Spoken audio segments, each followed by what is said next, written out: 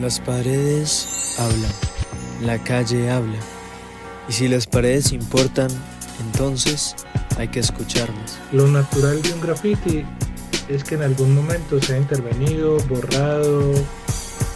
Bienvenidos a esta experiencia sonora, en la que hablaremos acerca de las formas en que nos habla la ciudad y lo que nos dicen a través de ella. Si uno no hace unas 4 preguntas más, queda pensando, es que los gobiernos de derecha censuran. Y es que el poder censura, para poder. ¿Es lo público acaso un espacio en disputa? El tema de callar no es un diálogo. Y lo que está haciendo una pintura que pone en gris lo que antes estaba escrito, no está ofreciendo una conversación. ¿O de diálogo y discusión? Hay nuevos tiempos y los nuevos tiempos exigen incluso formas de protesta nuevas. ¿Qué legitima la palabra escrita entre el gris de Medellín? Queda en el deprimido la frase, las escuchas tienen razón. La conversación no la propone el Estado cuando la borra, pero la conversación no existe si no lo hubieran borrado. ¿Será que nos incomoda que nos hablen las paredes? Si al final no hay teta ni tetero, entonces ¿para qué llorar? El principio de la violencia es ignorar que el otro existe. ¿Quiénes son esos que tienen derecho a rayar? No creo cuando el vandalismo llega, porque ya te estás yendo del mensaje. Es que la violencia es el fracaso de la inteligencia. ¿Y quiénes son los que deben callar? 7 contra 1. 7 soldados. 7 soldados uniformados. 7 soldados uniformados y armados. Una niña indígena de 13 años. Una niña indígena. Una niña. Una.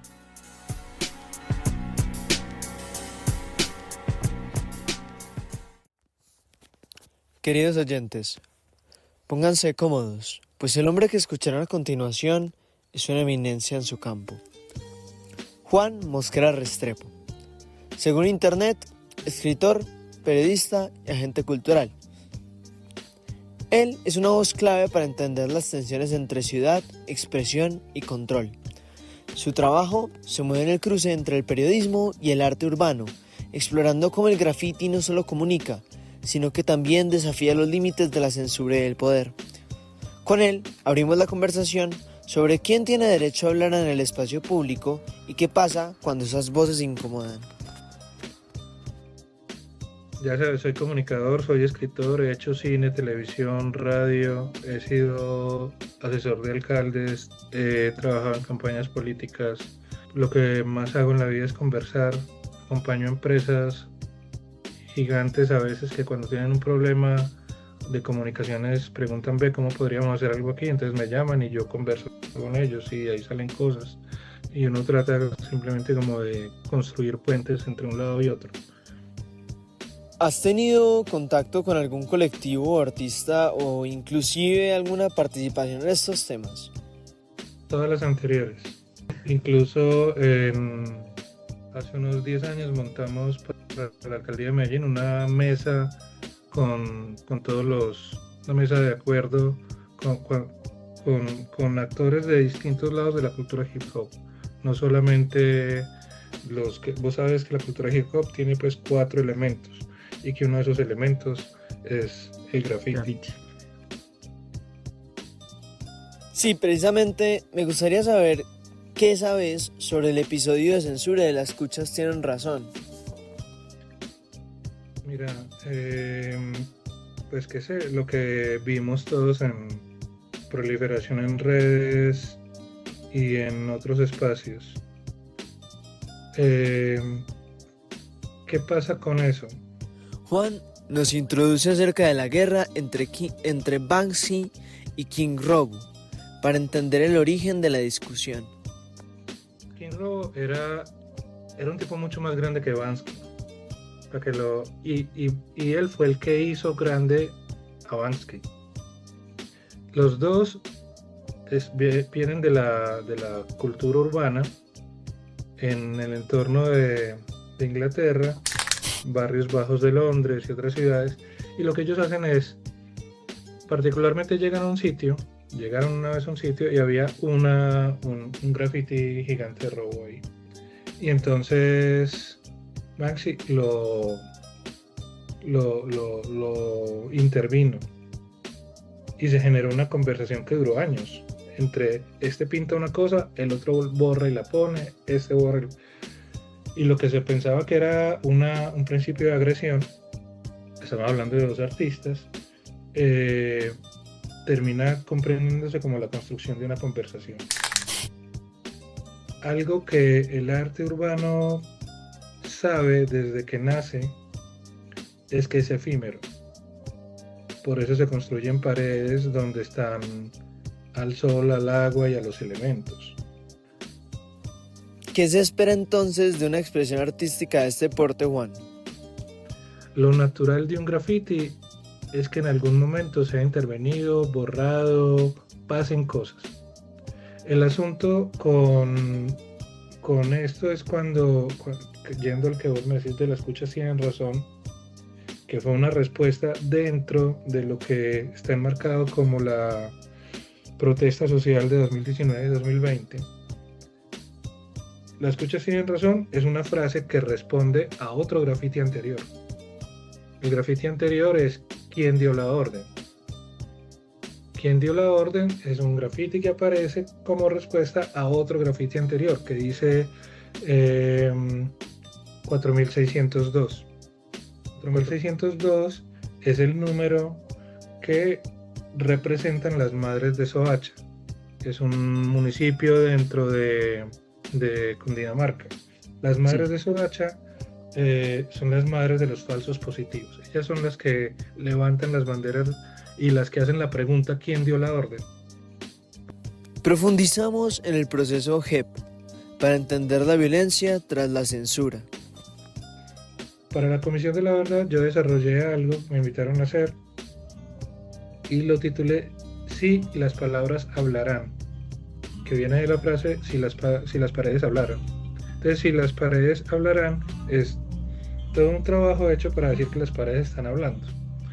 Y una forma de cómo hablan las paredes es a través del graffiti. El problema grande que hay es cuando hay una orden de un gobierno que además es de centro derecha o de derecha, que en aras del ornato, o sea, de que las cosas se vean limpias, dice pintemos todo eso.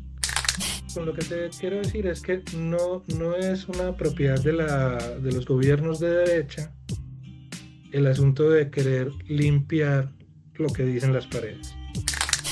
Y es que el mundo no se divide en izquierda y derecha. Si hay izquierda y derecha, habrá tal vez bolsillo izquierdo y bolsillo derecho. Porque el asunto no es ideológico, el asunto es económico. Entonces, claro, si uno no hace unas 4 preguntas más a los libros, a las personas y a uno mismo, uno se queda pensando, es que los gobiernos de derecha censuran. Es que el poder censura para poder. Es un asunto que es inherente al hecho de estar arriba, porque siempre el poder siempre va a tener oposición y siempre va a querer que la oposición sea mínima. No hay ningún gobierno absolutamente popular, ni siquiera los mejores gobiernos que tuvieron los griegos, por ejemplo, cuando se estaban inventando la democracia. Incluso ellos tenían opositores y detractores. Por ejemplo, cuando en Roma protestan, la gente sí sale a protestar, y la gente sale con sprays y aerosoles, pero no te van a rayar el Coliseo Romano. ¿Qué hacen ellos? Pintan en el piso. En algunos sitios hablan las paredes, en otros hablan las estatuas que las rayan, en otros hablan los pisos. Pero todo eso, como te digo, lo que está en la intemperie, por definición es efímero. Entonces, eso es parte de la conversación que teníamos hace ya 10, 12 años con los chicos de la mesa que sentamos a conversar sobre eso. Entonces, lo que está ocurriendo con los grafitis ¿es una conversación o una represión? ¿Es censura o es diálogo? No, obviamente que yo te mande callar no es un diálogo. Y lo que está haciendo una pintura que pone en gris lo que antes estaba escrito, no está ofreciendo una conversación. Nosotros lo que logramos hace los años que lo hicimos fue incluso buscar lugares de la ciudad donde, venga, es que también hay algo, y es que convivimos en una sociedad donde existen cosas como la propiedad privada. Yo no sé si a vos te gustaría que la fachada de tu casa la grafitearan cada 4 días, porque hay que llevar la conversación hasta allá para poder ver Sí. vos. Entonces incluso más de uno de ellos dice, pues puta no, mi mamá casi que no levanta pues, y cuando la pintábamos estábamos orgullosos de ese amarillo y hay que volverlo a pintar de amarillo, pues. Entonces la pregunta es, ¿qué es lo público, qué es lo privado? ¿En dónde cabe hacerlo, dónde no cabe hacerlo? ¿Dónde estás también golpeando? Pues porque vos lo puedes hacer al frente al banco para protestarle al banco, claro. Pero también hay un asunto, hay nuevos tiempos y los nuevos tiempos exigen incluso formas de protesta nuevas. Todavía estamos protestando como se protestaba en 1970. Vos ves salir a la gente, la oís gritar y hacer el desmadre, estás protestando así y estás logrando lo que querés hacer en un momento donde lo simbólico es tan potente. ¿De qué otra forma podemos hacer asuntos simbólicos? Todo esto es una pregunta abierta, no una respuesta. Es decir, la protesta tal vez no necesariamente sea siempre un graffiti. ¿Qué se logra entonces cuando se fondea el graffiti con gris? ¿Qué logra la alcaldía? No, obviamente que yo te mande callar no es un diálogo. Y lo que está haciendo una pintura que pone en gris lo que antes estaba escrito, no está ofreciendo una conversación. Nosotros lo que logramos hace los años que lo hicimos fue incluso buscar lugares de la ciudad donde, venga, es que también hay algo, y es que convivimos en una sociedad en donde existen cosas como la propiedad privada. Yo no sé si a vos te gustaría que la fachada de tu casa la grafitearan cada 4 días, porque hay que llevar la conversación hasta allá para poder ver vos. Entonces incluso más de uno de ellos dice, pues puta no, mi mamá casi que no levanta pues, y cuando la pintábamos estábamos orgullosos de ese amarillo y hay que volverlo a pintar de amarillo, pues. Entonces la pregunta es, ¿qué es lo público, qué es lo privado? ¿En dónde cabe hacerlo, dónde no cabe hacerlo? ¿Dónde estás también golpeando? Pues porque vos lo puedes hacer al frente al banco para protestarle al banco, claro. Pero también hay un asunto, hay nuevos tiempos y los nuevos tiempos exigen incluso formas de protesta nuevas. Todavía estamos protestando como se protestaba en 1970. Vos ves salir a la gente, la oís gritar y hacer el desmadre, estás protestando así y estás logrando lo que querés hacer en un momento donde lo simbólico es tan potente. ¿De qué otra forma podemos hacer asuntos simbólicos? Todo esto es una pregunta abierta, no una respuesta. Es decir, la protesta tal vez no necesariamente sea siempre un grafiti. Queda en el deprimido la frase, la escuchas tienen razón. La conversación no la propone el Estado cuando la borra, pero la conversación no existe si no lo hubieran borrado. Y estaba solamente en el deprimido cerca de la feria de ganado. Sí. O sea, eso habría podido ser muy bonito, tener muchas fotos y ya. Y que el tiempo, el smog y lo demás lo fueran cuarteando. Cuando lo borran, realmente cobra su valor. Las escuchas, las que tienen razón, son las de Swatch. A eso se refiere esa frase. Las madres de los falsos positivos tenían razón. El asesino, el que mandó a asesinar a todos, era el presidente. Eso es lo que quiere decir esa frase. Por eso la borraron. Pero hay frases más fuertes que esa, hay verdades más duras dichas en las paredes que no llegan a la gente. ¿Por qué? Porque no suscitaron esa conversación. No se podría reclamar la autoría de una sola persona sobre esa frase, por ejemplo. Ya es cultura popular, que eso es lo más importante. Cuando vos trascendés el quién escribió algo o quién sugirió algo y termina siendo de todos. Como un acto deliberado de censura, lo que hace es darle un altavoz a lo que trataba de callar. Juan, con tu participación en la Mesa Graf, ¿sentís que este espacio lo que hace es institucionalizar el arte? ¿Será que después de entrar en este espacio, ese arte pierde su valor inicial? No, mira, yo creo que para contestarte primero e irme hacia atrás de tu pregunta, la mesa no pretende cooptar ni institucionalizar, sino ser un espacio de conversación. Un espacio de conversación porque es que si vos protestás, ¿vos para qué protestás? Para tener una respuesta. Un niño ¿para qué llora? Para que le den tetero. Porque si no, si al final no hay teta ni tetero, entonces ¿para qué llorar? Entonces ese lamento, la protesta es una forma de lamento. Porque faltan cosas, por eso protesta uno, porque hay algo que no te permite sentirte bien. La protesta es una exclamación del deseo de bienestar. Y ese deseo de bienestar solo se completa cuando sos escuchado. Finalmente, entonces, ¿por qué nos violentamos entre pueblo y Estado? El principio de la violencia es ignorar que el otro existe. Ignorarlo de manera deliberada. La paz no es la antípoda de la guerra. La paz es una forma de convivencia, como otras. Incluso el caos es una forma de convivencia. Pero hay formas de convivencia creativa y de convivencia constructiva. Entonces, aquí, ¿qué pasa? Están los que están haciendo grafitis de lo que sea, y el asunto no es que los grafitis sean feos o bonitos. El asunto es preguntarle, oye, ¿usted qué quiere?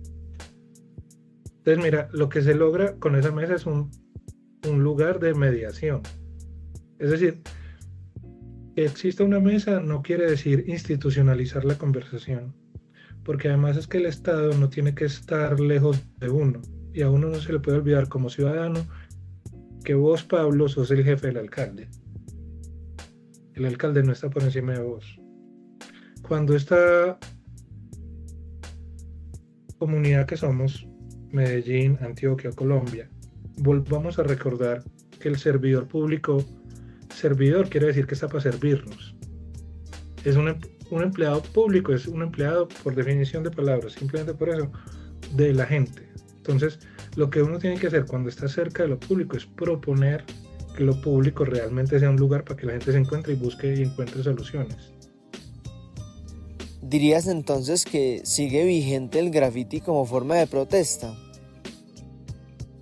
A ver, no, pues tienes validez en tanto no hemos encontrado otra, pero además esa no es la única forma de protesta. Y el graffiti hecho por hoppers que son cercanos a los rappers no es el único graffiti que existe. Está el graffiti más triste, que es el que dice EPL en la mitad de los pueblos de Colombia, Ejército Popular de Liberación, o FARC-EP, esos son grafitis también, pero son formas de marcar, porque es que el graffiti o te puede dar miedo o te puede generar esperanza, porque en última son palabras. Juan reflexiona sobre rayar paredes como una forma cultural que nos ha acompañado siempre. Hay que entender que el hombre desde el comienzo de su existencia ha rayado las paredes, hermano. Entonces vamos a seguir rayando paredes, claro. El asunto es el propósito. Rayar por rayar, rayar para qué, no entender que lo que está en la calle, así como usted mismo hizo eso, otro puede venir y escribir sobre lo que usted hizo. No creo cuando el vandalismo llega, porque ya te estás yendo del mensaje, cuando ya estás buscando la agresión por la agresión. Sí, cuando vos caes a la violencia, es que la violencia es el fracaso de la inteligencia. ¿Y vos no crees que si aparece el mecanismo de represión estatal unas 3 o 4 veces, no empezará a desarrollarse un proceso de autocensura dentro de los artistas mismos?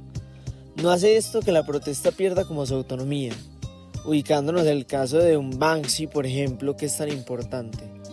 ¿Vos crees que a Banksy, que saber lo que vale una obra de él, vos crees que a Banksy no lo borran? Si a ese man lo borran, parce. Es decir, es parte de la naturaleza, es lo que quiero que entendas. Y yo creo que si vos realmente vivís eso, no vas a dejar de hacerlo porque te lo borraron. Eso te va a dar más ganas de volverlo a hacer. Y por eso te decía, el eco gigante de las cuchas tienen razón. Solo funcionó a partir del día que lo borraron. Porque ya salió de la pared y quedó en la boca de la gente. Entonces, usan una expresión artística como móvil entre su mensaje. Y también lo hacen con las artes urbanas. La gente cuando escribe una canción sobre un tema, o escribe un cuento, un libro, o impulsas la creación de grafitis para el mejor estado, ahí ya sí estás cogiendo eso y lo estás instrumentalizando, que es una palabra muy importante dentro de esta conversación que no hemos citado. Instrumentalizar, que es aprovecharme de tu expresión para que vos propagues mi mensaje y no el tuyo. Esto mismo ha pasado en la 13, cuando J Balvin o Maluma estaban por hacer un video, entonces necesitaban un graffiti, entonces borraron el anterior para poder pintar uno que iba con la canción. Entonces, problema, papito, eso no se hace así, porque eso es instrumentalizar. Por más que ellos salgan a decir, pero es que les pagamos, y los otros se hayan dejado pagar, ahí es cuando lo que estás haciendo, si fueras músico, no sería una canción sino un jingle. ¿Le canto a tu marca o le canto a mi idea? ¿Cómo dirías que pueden entonces las masas encauzar una expresión individual o cerrada y hacerla del pueblo? Escribí un verso. Ese verso yo lo escribí y lo puse ahí, y eso se viralizó, que es la palabra que usan, pero se viralizó no solamente como reposteo, sino que me empezaron a enviar fotos y videos de gente. Hubo unas señoras en Nariño que se fueron frente a una brigada a declamar ese poema a los soldados. Y escribí uno que se llama 7 contra 1. Es el relato de un caso en que 7 soldados violaron a una niña indígena de 13 años. Ese poema se volvió graffiti en muchas partes, incluso frente a instalaciones militares. Como una suerte de... Las cuchas tienen razón, pero era ese poema. Lo montaron como obra de teatro. Con lo que te quiero decir es que lo propio de la protesta es que no sea de uno, sino que muchos se apropien de ella. Juan accedió a leernos su poema. Disfrútenlo. 7 contra 1. 7 soldados. 7 soldados uniformados. 7 soldados uniformados y armados. Una niña indígena de 13 años. Una niña indígena. Una niña. Una. La violaron 7 y más veces. Ellos. 7 contra 1. Por ahora, ella es la única condenada.